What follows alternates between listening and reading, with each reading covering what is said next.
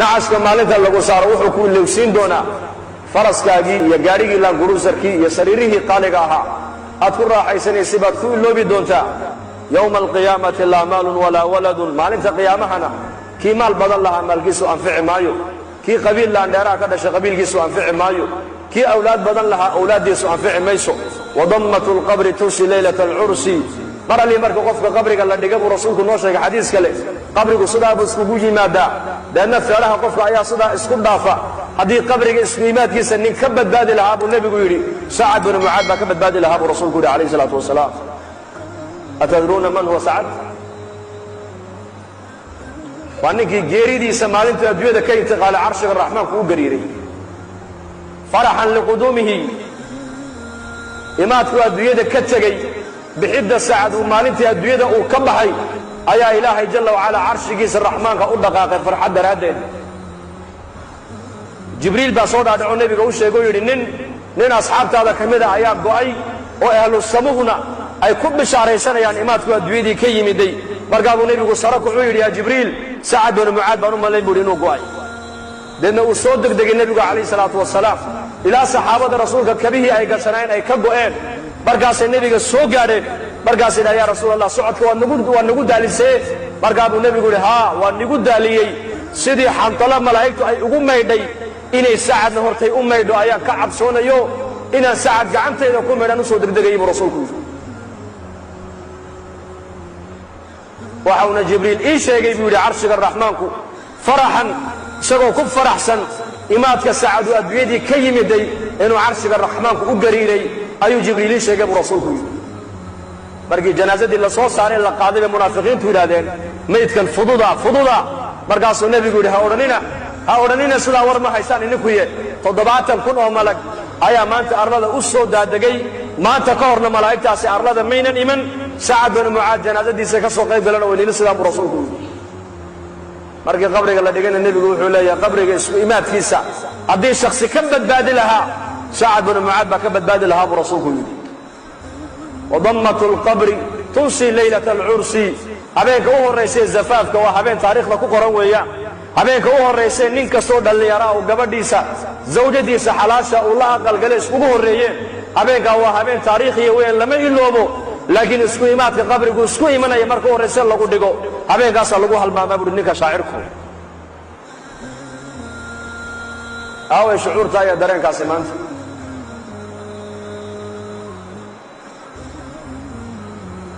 وهذا عثمان بن عفان رضي الله عنه ذي النورين markuu qabuuraha dul yimaado ilmadu garhkiisa qoyn jirtay ilaa laabtiisa waxaa la yidhaha cusmaan jannadiiyo naarta ayaa laga sheekeeyaa ma oydida qabriga markaad dul timaadda maxaa loo oydaa baa lagu yidhi waxa uu nebigu noo sheegay calayhi salaatu wasalaam ayuu yidhi qabrigu waa aqallada adduunyada ugu dambeeya weeyaan waana aqallada aakhira ugu horreeya halkaa ninka ku nabadgalana nabadgelyadii runtaa u dambaysa buu rasuulku yidhi halkaa ninka lagu cadaabana cadaabkii weynaabaa u dambeeya buu rasuulku yidhi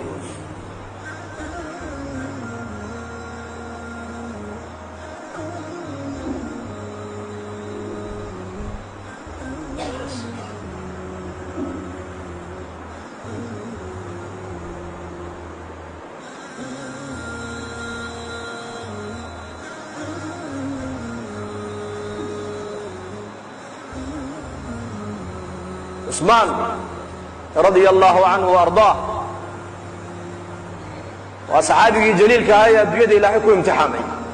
لو شيء إلا امتحامي يولي من يسكى الصبري عجيب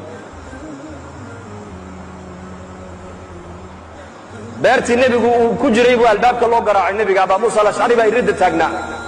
برقاس النبي يقول شيء يقول يا رسول الله الباب كوحا قرع يا أبي بكر برقاب النبي يقول السوق الكدى أبو بكر جنان وقوب بشاره haddana abaa muusa halkii buu fadhiistay haddana waa la garaacay waayo waa cumar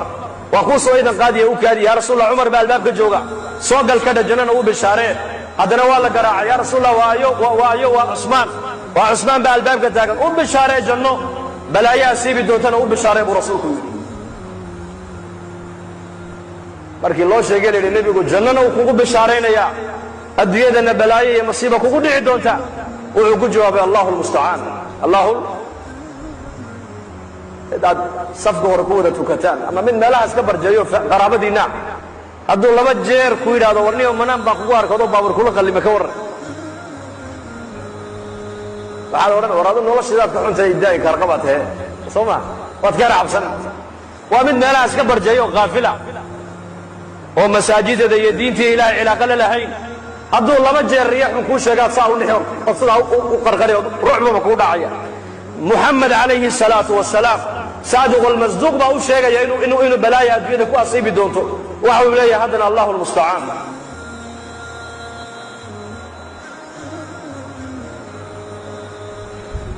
وهذه فاطمة بنت محمد رضي الله عنها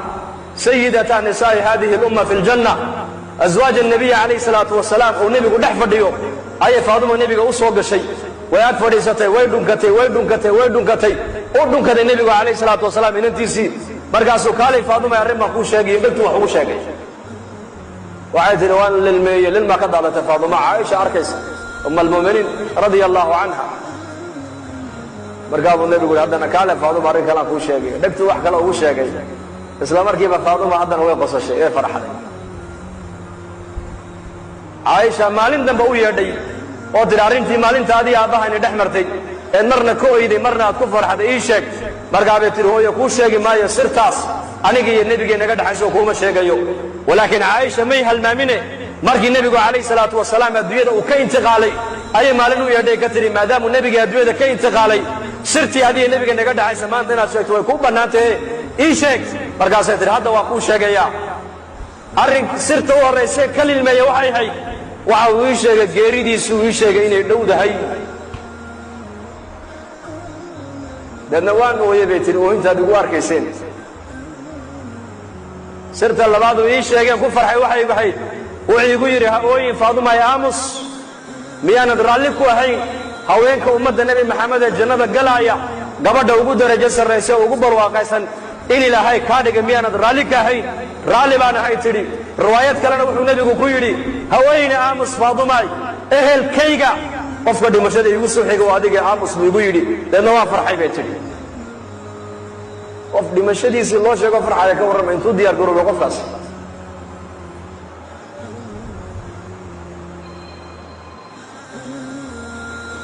هشام بن عبد الملك ayaa u yeedhay abu xaazim yaziid alraqaashi wuxuu yidhi su'aal baan ku weydiin buu yidhi sheekh maa lanaa nakrahu lmowt haddaan annagu boqorro aan nahay maxaan dhimashada u karahnaa buu yidhi dhimashada waan ka cabsannaaye zamankaas waa taabicu taabiciintii waa quruuntii hore weeyaan madaxda unbaa nolosha adduunyada jeclayde caamada muslimiintu aakhirada inay tagaan bay jeclaayeen maanta zamankeenna he faqiirka aan gurigiisa caawa waxba aanan oolin inuu aakhiro taga diyaar ma u yahay ma u yahay faqiir xataa quuta alyawm aan haysan haddii la yidhahdo aakhiro diyaar ma u tahay mayba odhan inteena halkaa fadhida masaajidka joogta haddii halkaa hadda malagu isu taga malag u yidhahda intiinaas ilaahay raalli buu iniga noqday albaabadii jannadana waa laynii furay ayaa uu diyaaray imikadaa inuu galo haddii la yidhaha ka warrama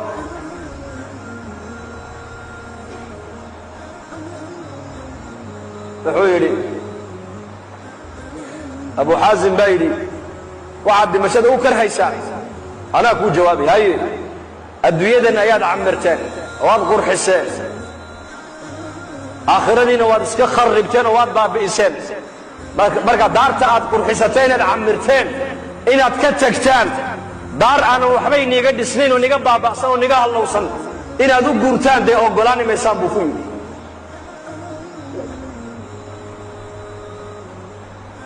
dadku goormay aakhirada jeclaanayaan goormay la kulanka ilaahay jeclaanayaan waa marka dadka acmaali ka horrayso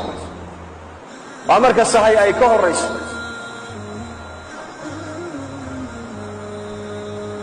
abu dar baa odhan jiray saddex baan adduunyada ugu jecelaha dadkuna way karhaan dhimashada iyo faqriga iyo bugtaanta saddexdaa dadkoo dhan way dhibsadaan aniguna waan jecelahay buu yidhi maxaad la jeceshahay baa lagu yidhi oo waxaan la jecelahay faqriga waa tawaaduc buu yidhi tawaaduc baa laga helaa faqriga xanuunka waxaan la jecelahay waa dembi dhaaf kullamaa qofka mu'minku xanuunsadaba dembi baa laga dhaafaa dhimashadana waxaan la jecelahay maad garanaysaa buu yidhi maya noo sheeg la kulanka rabbigay baan jecelahay buu yidhi laana dadkaasi waxbay qadimteen iyaku maalintuu dhimanaya abu dar cidla cad buu keligii ku dhintay meesha ribda la yidhaah xaaskiisii buu u yeedhay isagoo sakaraada way ku dul oyday markaasuu ku yidhi naa maxaad la ooyaysaa markaasay ku tidhi kaama maarmi karo kuma maydhi karo kuma aasi karo mara kafan kuu noqotona kuma hayo markaasuu ku yidhi dhegayso halkaa u bax tuurkaa u bax tuurkaa u bax buu ka yidhi safar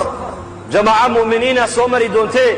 kuwaaba aniga i aasi dooneen iigu yeedh buu ka yidhi markaasay ku tidhi xaggee dad aan ka arkaa bay tidhi xaggee dad ka soo maraan xilligan jidka xaajigii xajka ka noqonayna uu go'ay haddee toole oo xajkiina mar horaa laga noqdee dadka dariiqa soo marayaad sheegaysa waa dadkee bay ku tidhi nayaa i dhegaysa buu yidhi koox anigu aan ka mid ahay annagoo maskiidka dhex fadhina oo xalaqad fadhina ayuu nebigu nagu soo baxo wuxuu yidhi mid baa iniga mida ininka keligii cidlo ku dhimani doona keligii buu cidlo ku dhimani doonaa aaskiisana jamaacad muslimiin oo mu'miniina ayaa ka qayb geli doonta raggii maalintaa aan la fadhiyey nin kasta uu dhintay nin magaaluu ku dhintay nin tuuluu ku dhintay nin reerkiisiibuu ku dhintay ninka cidlada ku dhimanaya nebigu sheegay ee jamaacadda mu'miniintu aaskiisa ka qayb geli doonto waa anige ordoo tuurka u baxo jamaacaddii nebigu sheegay baa soo mari doontay iigu yeedh buu ka yidhi bal sida hadalka nebiga u rumaysan yihiin dadkaas muslimiinta maanta adduunyada joogta iyo muslimiinta qarniga caalamka joogtay farqiga noo dhexeeya waa yaqiin khabarka nebi maxamed ay ka maqleen ayay boqolkiiba boqol iyo ku rumaysnaayeen boqolkiiba boqol ninkii nebigu uu sheegay buu yidhi waa aniga ee cidlada ku dhimanaya raggii kaleo dhan way wada dhinteen tuule iyo magaalo iyo qaryad iyo reerkoogay ku dhinteen ninka cidlada ku dhimanaya waa anige jamaacadduu nebigu sheegay baa aaskayga ka qayb geli doontee halkaa u baxo joogsa buu yidhi jamaacaddii baad arki doontaaye isaguna sakaraadkii baa haya tuurtaaba buur bay fuushaa xaggaa iyo xaggaa wax ka hor socday eegtaa haddana way soo noqotaa maradeeda intay qoysay madaxa u saartaa haddana way ku noqotaa siday u noqnoqonaysay bay aragtay jamaacad muslimiin oo dariiqa maraya maradeedii bay markaa sidaa u tidhi baa la dhihi markaa bay soo leexdeen haweenay bay arkeen buurta dul taagan maxaa cidlada ku dhegay waxay tidhi saaxiba rasuuli illaahi sal allahu alay wasalam nin nebi maxamed saaxiibkiiya ayaa cidladaa ku dhimanaya kaalayo ila aasa bay ku tidhi markaasay idhahdeen oo waayo waxay idhahdeen waxay tidhi waa abu dar alghifaariyi radia allahu canhu abu dar baa cidlo ku dhimanaye kaalayo ila aasa markaasay soo yaaceenay yidhahdeen nufdihi biaabaa'ina wa ummahaatina hooyooyinka iyo aabbahay ayaa ku furanaynaaye masaaxiba rasuulillahi baa cidlo ku dhimanaya markaasay abu dar oo sakaraada ugu yimaadeen markay dhulka ka soo qaadeenee dhabta ay ku qabteen uu indhaha kala qaaday horta wuxuu ku yidhi bishaaraysta mu'miniin baa tiinoo nebiga ina sii sheegay buu yidhi xadiiskii nebigu markii buu u bishaareeyey ta kalena wuxuu yidhi dhegaysta laba qof oo muslimiina walaalkood ma dhinto hadday u sabraan oo aynan u ooyin oo ixtisaabna ilaahay ajar ka dalbaan oy u sabraan addoonkaasi naar ma arkee waa niga dhimanayaa maantuu cidlaa ku dhimanaya nebigaa i sheegee ha ii ooyine iska sabr buu ku yidhi arrinka saddexaadee nii sheeg waxa weeyaan mara kafan iigu filan haddaan haysto iyadaa kafan layga dhigi lahaa laakiin ma haysto xaaskayguna mara kafan iigu filan hadday haysana maradaabaa kafan layga dhigi lahaa iyaduna ma haysatee idhegaysta walaalahayo raggiina meeshaa maraya dowladda islaamka nin u soo shaqeeya hadduu inigu jiro dharka uu sitaa aniga kafan hayga dhigina buuhi kafan ugama barin dharkaas muxuu dhowrayaa xaaraantuu ka dhowrayaa jidhkiisa inay taabato diin buu wataa taqwad buu wataa iimaan buu wataa zaad buu wataa zaadkaa uu aakhiro la tegaayo inuu ka boorooba ayuu diidan yahay innagana zamankan halkaan maraynaa waxaan ku cuninba waa la cunaa ilaa wax walba cuntay soomaaliya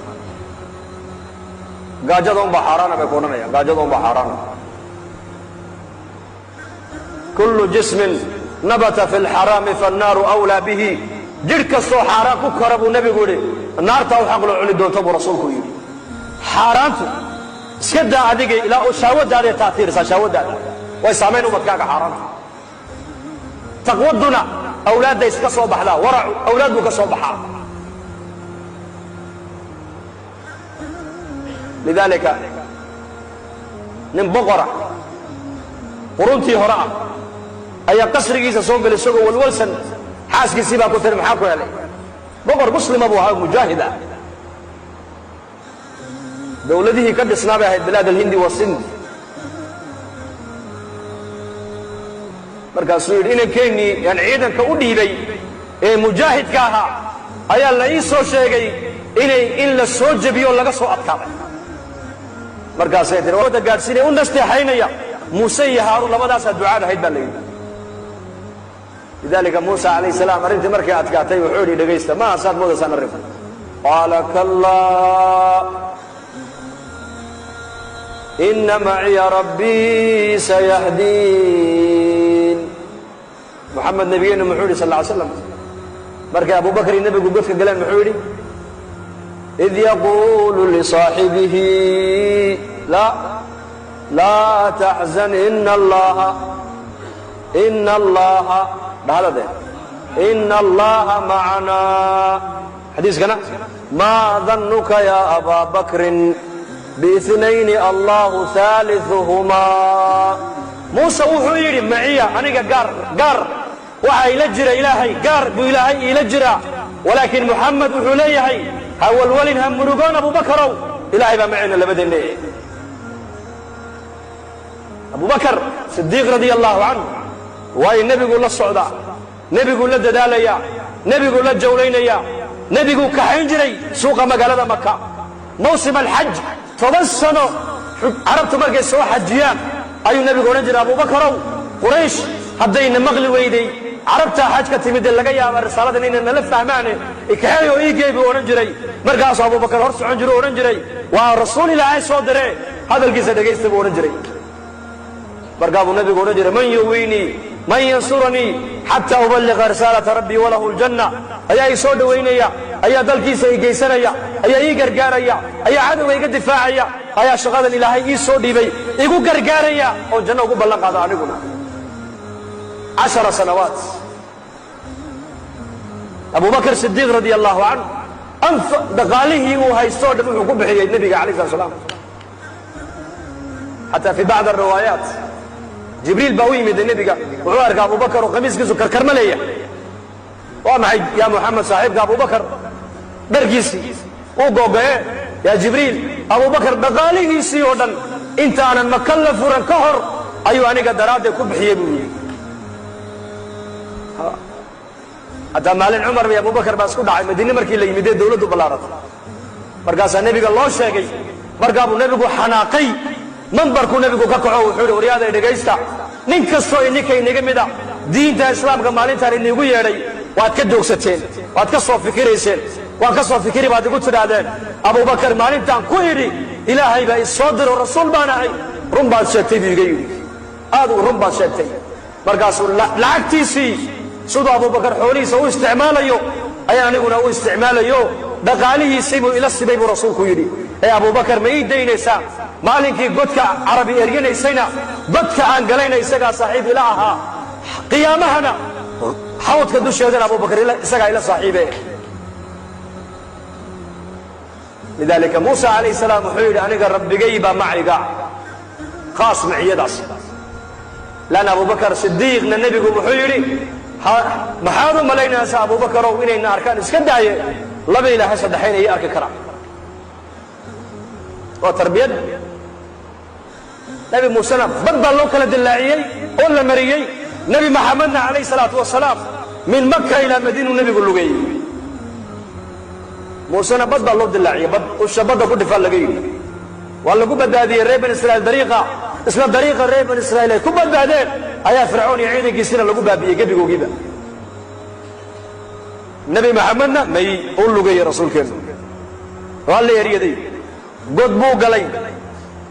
raadkiisii baa la daba guray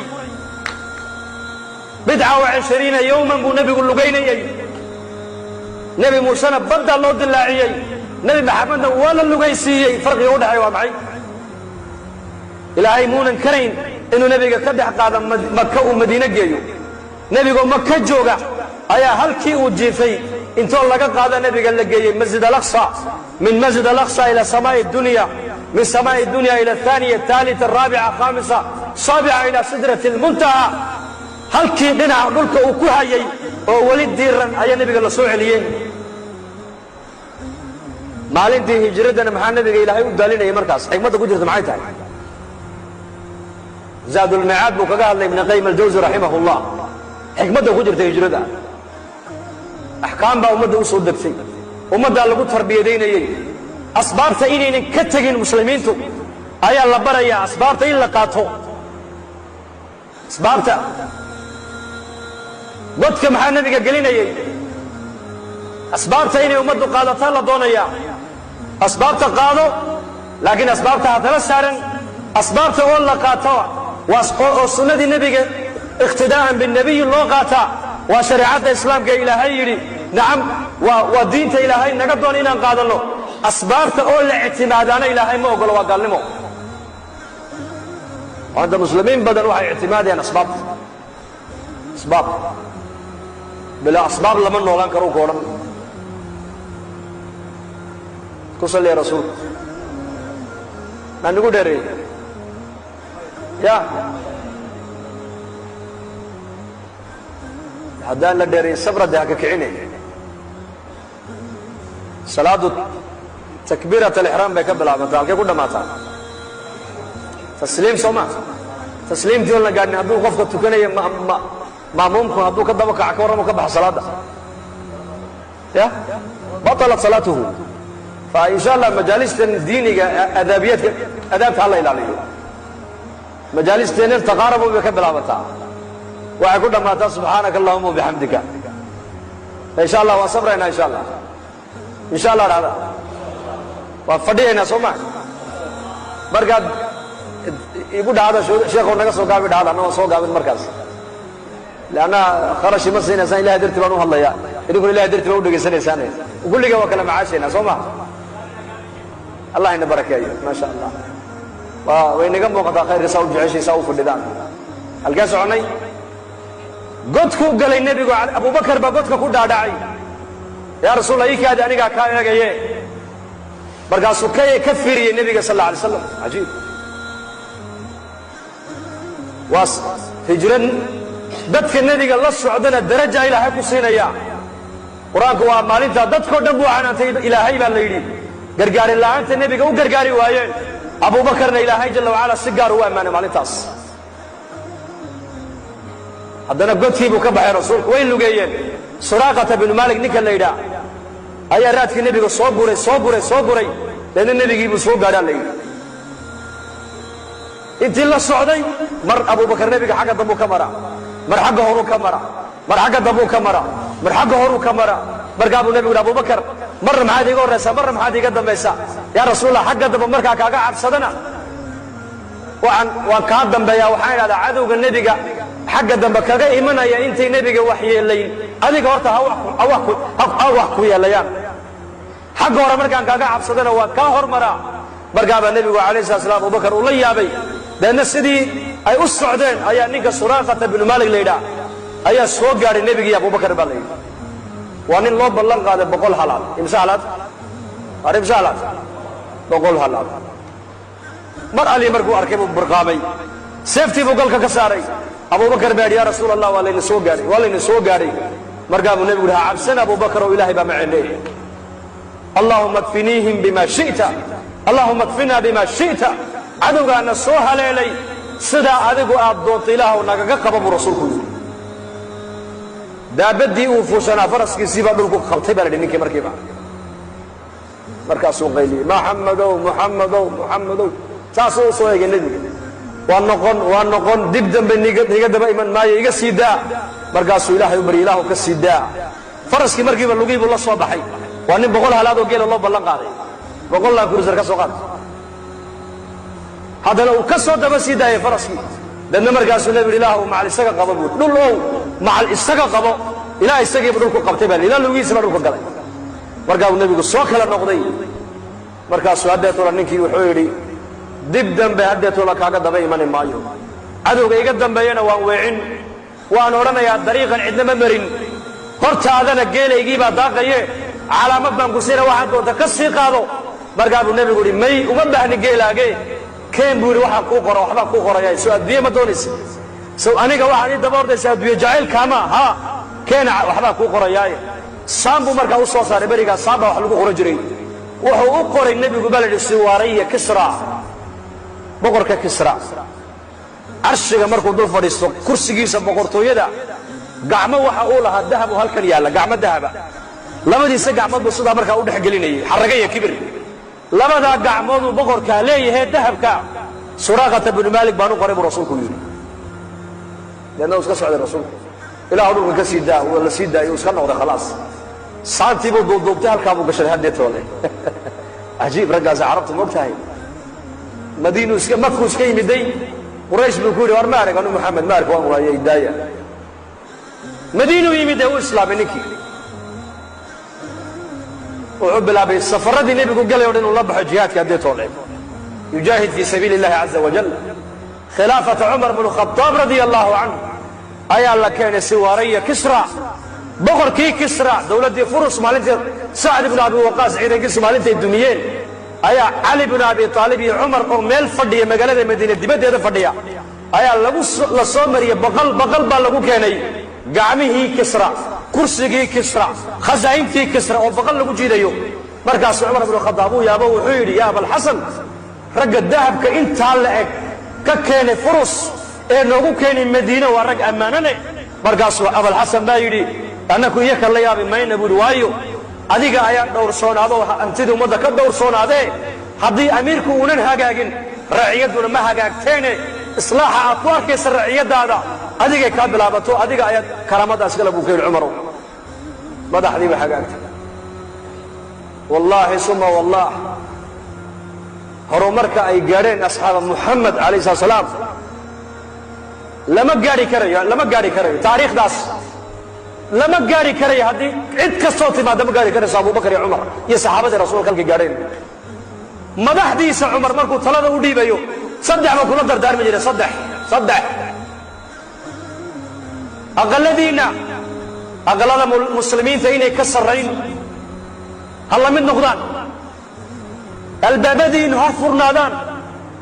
cuntada aad cunaysaan ha noqoto muslimiinta qoyska ugu daciifsan cuntaday cunayaan tiinuna ha la mid noqoto buu jiray cumar bnu khadaab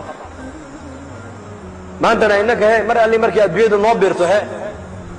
gaadhigaan bedelaynaa oo gurigaan bedelaynaa oo mobeelkaan bedelaynaa oo hadalkaan bedelaynaa oo qayli markay lacagta u biirto ya allah ilaahuna astur tawaaduc saxaabada rasuulku wixii adduunye ee guryahooga timiday dharkoogii may bedelin aqalladay deganayna may bedelin wallahi may bedelin cumar bnu khadaab baa u yeedhay siwaray kisra iyo ay keena ma keenteen suraaqata bnu maalik baa la u geeyey nebiga u ballan qaaday u geeyey buu yidhi suraaqata bnu maalik oo aqalkiisii fadhiya oo cibaadaysanaya ayaa loo keenay gacmihii kisra oo la yidhi waa kan arrintii nebigu ku ballan qaaday qaado markaasuu yidhi kisraba anfici waaye maanuu anfacayaa buu yidhi baytalmaalka muslimiinta dhigoo ummadda siiya buu yidhi innagana maanta adduunye yar hadday noo timaadda muslimiinta salaadii bay ka kaxaynaysaa cibaadadii bay ka kaxaynaysaa khayrkii bay ka kaxaynaysaa war adduunyadu qiimo ma leh diinta ayaa qiimo leh salaada ayaa qiimo leh cilaaqaadka ilaahay aan la leenahay baa qiimo leh walaalayaal waa inaan diinteenna ku qanacnaa maxaa muslimiintu maanta badaha ugu dhammaanayaan iyaku ashaadanaya kitaabkay ku taallaa arsaaqadda la yidhi oroba iyo maraykan bay taallaa wa fi samaa'i risqukum arsaaqadda dhulka laguma sheegin samadaa lagu sheegay arsaaqadda inay ka timaado majlis uu nebigu fadhiyo ayuu nebigu asxaabta sidaa ku yidhi waxaan arkayaa buu nebigu yidhi madaa'in alciraaq ciidankii muslimiinta oo madaa'in alciraaq furtay oo gabadha shimaa bintu buqayla la yidhaha ee boqorka la dhalatay oo masar madow madaxa ku wadata oo baqasheedii fuushan iyo gabdhihii u khidmaynayeen hareeraha ka socdaan ayaa ciidanka muslimiinta gacantooda soo gashoon arkayaa buu rasuulku yidhi furayn binu fatik saxaabiga la odhan jiray ayaa sare kacoo yidhi nebi allow ciidankaa maalintaa furanaya madaa'in alciraaq haddaan ka mid noqdo gabadha ay iga hor timaado gabadha aniga hadlay siiyey inta goore goortaa imikadan buu yidhi cajiib markaasuu nebigu yidhi adigaa iska leh muxuu yidhi أنا إسكالي بودي قبرداس رجي أكفدي ومركي بأكتي مرخات جوين مبتاع لبني إنه أكفدي دي بودي رياض مرخاتي كان نقول حدا برقاس بس هذا خبر كالنبي هاي أقول صوين يدك عسياقة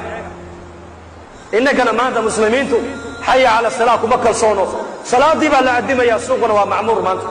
حي على الفلاح والليبان تعجب وكالة بقى للي هي صلاة الليبان وما أركيه مقايد يدكاك وفر الحلقة أيوة أركيه إنه كل بالي حاجة سكوت بالله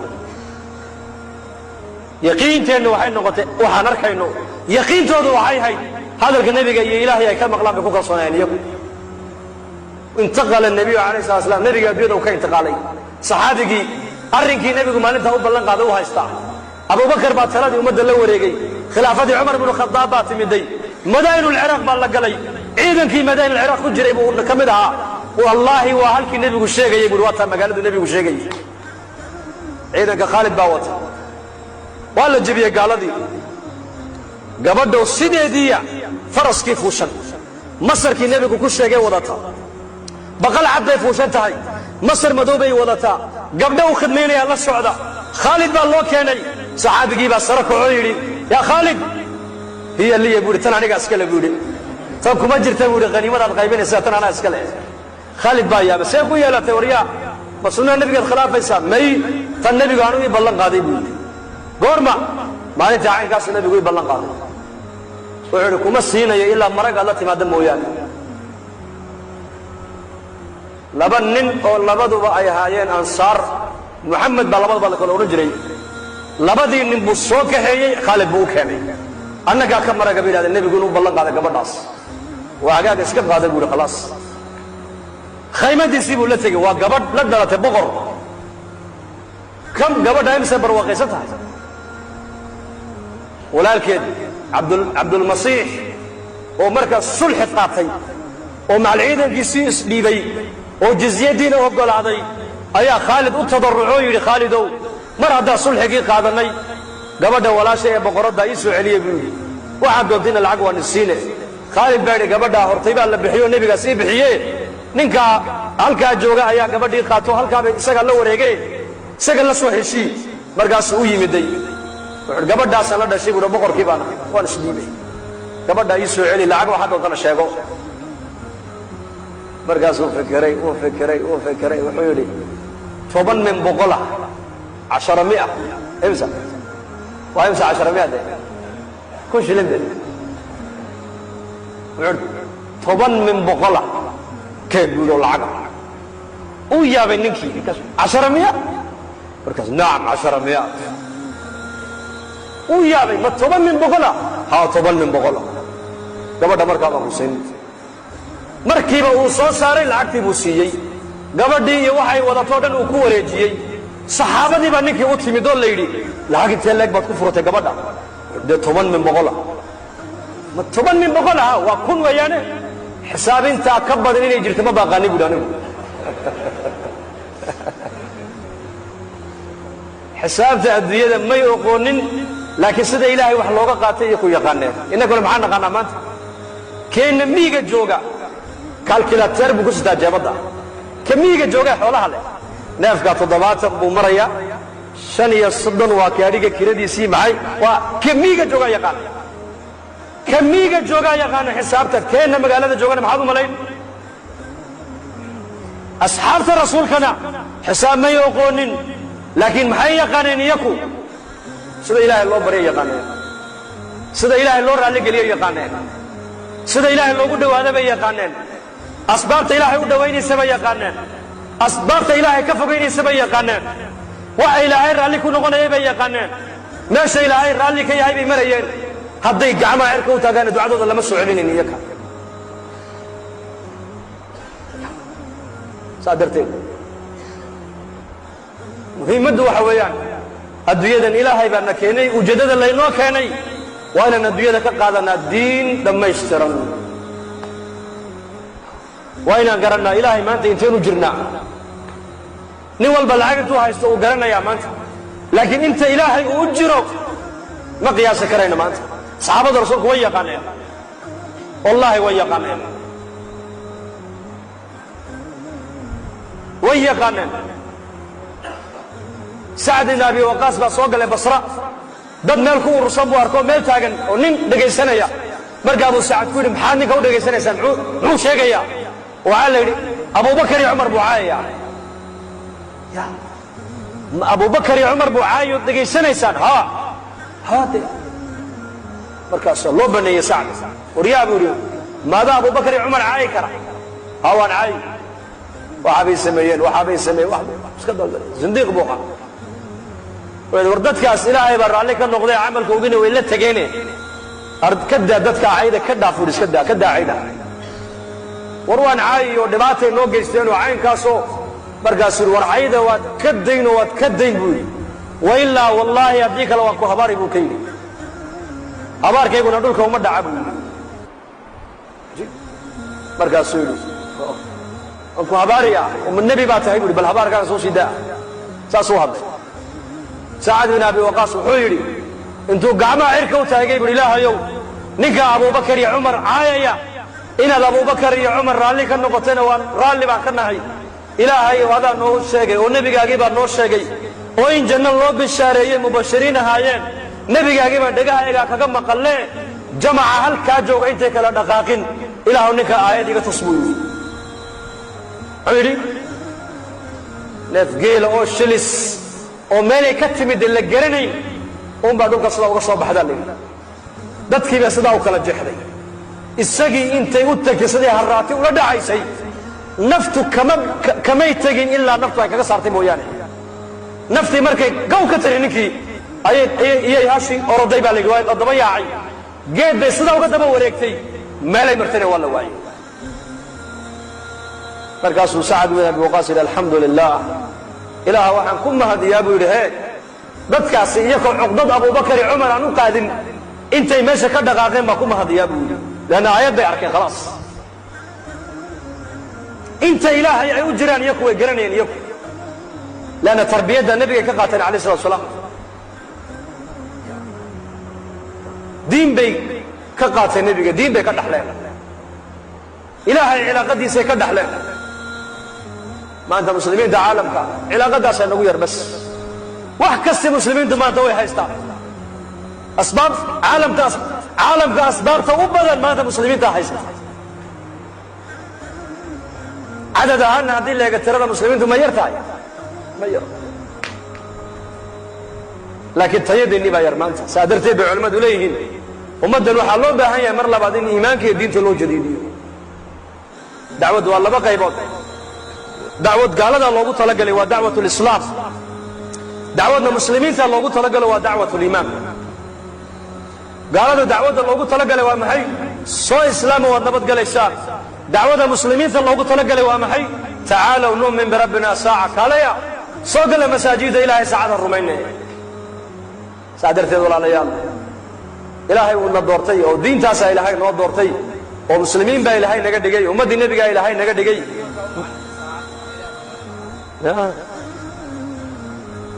tacaalow nu'min birabbina saaca cabdullahi bin rawaxa odhan jiray soo maa saacad ilahay aan rumayna maxay ka dhigan tahay iimaankii waad ku dhalatay islaamnimadu waad ku dhalatay kaalay fadhiiso iimaankii aakhirada ha ka mudaakaroonay hadda saacadda iminkaan wada hadlayna iimaanku inooma ziyaadayo ma ziyaadayo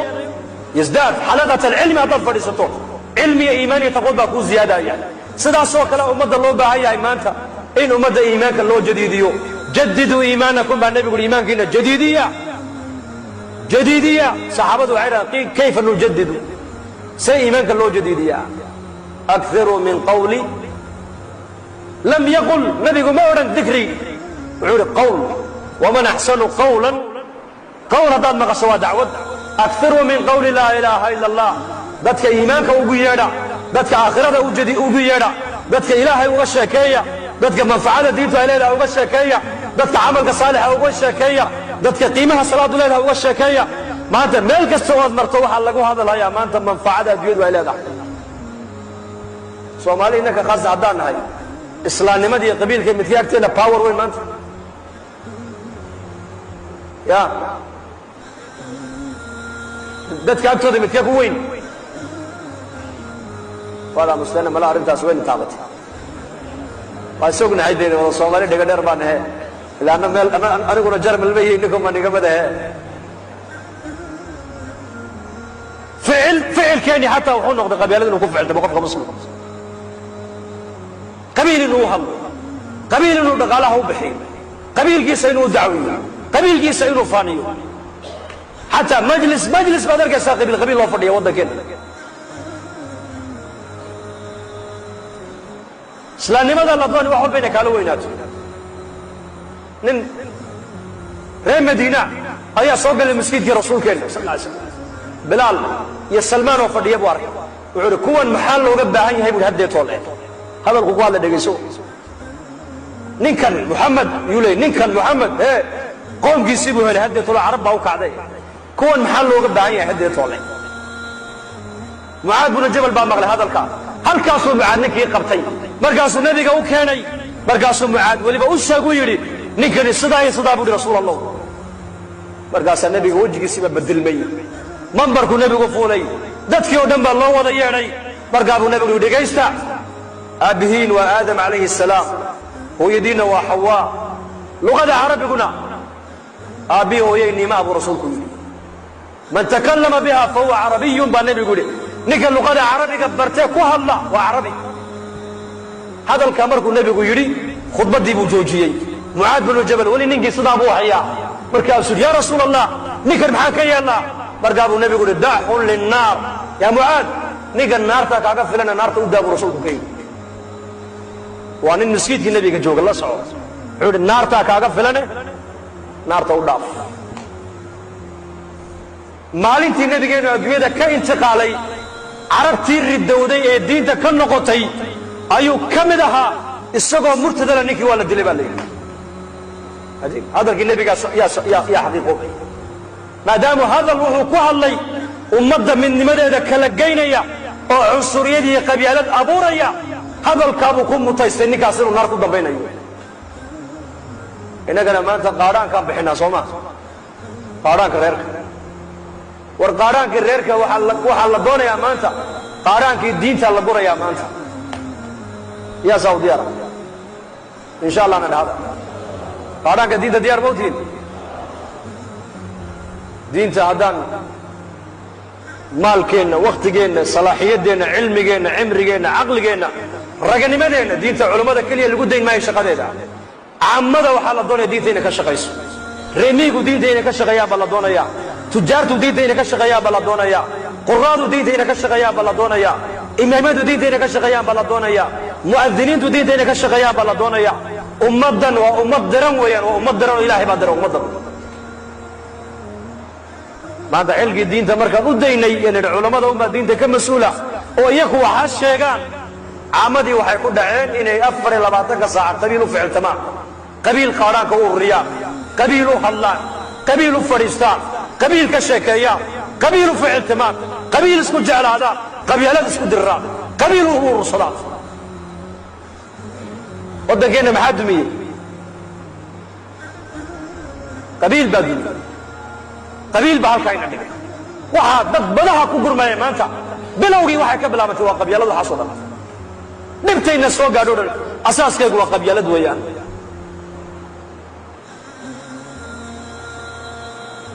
وانا شيء كلية يهود اي فكرين يدادين اسلام لماذا مسلمين بحي كو بدل كرا قبيله بكو بدل كرا دين اسلام لماذا halkeegi qabiil baa inoo galiyo wala soo kala gogoy arab deen qoys da maanta umad loo kala gogoynaya qoys